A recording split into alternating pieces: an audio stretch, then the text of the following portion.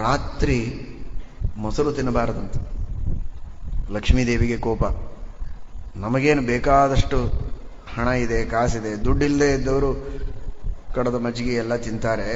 ನಾವು ಶ್ರೀಮಂತರು, ನಾವು ಕೆನೆ ಮೊಸರು ತಿನ್ನೋಣ ಅಂತ ದುಡ್ಡು ಇದ್ರೆ ಮಧ್ಯಾಹ್ನ ತಿನ್ನು, ತಿನ್ಲಿಕ್ಕೆ ಬೇಡ ಅಂದಿಲ್ಲ. ಈಗ ಮೊಸರು ತಿನ್ನಬಹುದು. ಈ ಹಿಂದೆ 1 ತಿಂಗಳು ಮೊಸರು ತಿನ್ನೋ ಹಾಗಿರಲಿಲ್ಲ. ದುಡ್ಡು ಇದ್ರೂ ಮಜ್ಜಿಗೆನೇ ಕುಡಿಬೇಕು. ಆವಾಗ ದಧಿವ್ರತ ಇದ್ದಾಗ ಹಗಲು ರಾತ್ರಿ 2 ಹೊತ್ತು. ಇನ್ನು ಮತ್ತೆ ಶ್ರಾವಣ ಮಾಸ ಬರೋವರೆಗೆ ಅವಶ್ಯವಾಗಿ ಮೊಸರು ತಿನ್ನಬಹುದು, ಆದರೆ ಬೆಳಗ್ಗೆ ಮಾತ್ರ, ರಾತ್ರಿ ತಿನ್ನಬಾರದು. ರಾತ್ರಿ ಮೊಸರು ತಿಂದರೆ ಅನಾರೋಗ್ಯವೂ ಆಗ್ತದೆ, ಮಹಾಲಕ್ಷ್ಮೀ ದೇವಿಯ ಅವಕೃಪೆಯೂ ಆಗ್ತದೆ. ಎಚ್ಚರದಿಂದ ತಿಳಿಯಿರಿ ಅಂತ ಹೇಳ್ತಾಳೆ ಮಹಾಲಕ್ಷ್ಮಿ.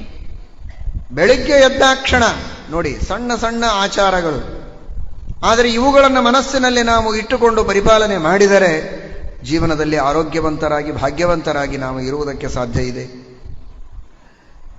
ಏನೋ ಮೊಸರು ತಿಂದರೆ ರಾತ್ರಿ ಕಫ ಆಗ್ತದೆ ಬಿಡಿ, ಅದಕ್ಕಾಗಿ ತಿನ್ನಬಾರದು ಅಂತ ಇಷ್ಟೇ ಅಂದ್ಕೊಂಡ್ರೆ ಕಫ ಆಗೋದಿಲ್ಲ. ನಿಮಗೆ ಚೆನ್ನಾಗಿರ್ತೀರ, ಒಳ್ಳೆ ಆರೋಗ್ಯವಂತರಾಗಿರ್ತೀರಿ. ಆದರೆ ಇದು ಮಹಾಲಕ್ಷ್ಮಿಯ ಆಜ್ಞೆ, ವೇದವ್ಯಾಸ ದೇವರ ಆಜ್ಞೆ ಮಹಾಭಾರತದ ಮೂಲಕವಾಗಿ ಅನ್ನುವ ಅನುಸಂಧಾನದಿಂದ ನೀವೇನಾದರೂ ಮೊಸರು ತಿನ್ನೋದು ಬಿಟ್ರೆ ಪುಣ್ಯನೂ ಬರ್ತದೆ ನಿಮಗೆ. ಈ ಅನುಸಂಧಾನವು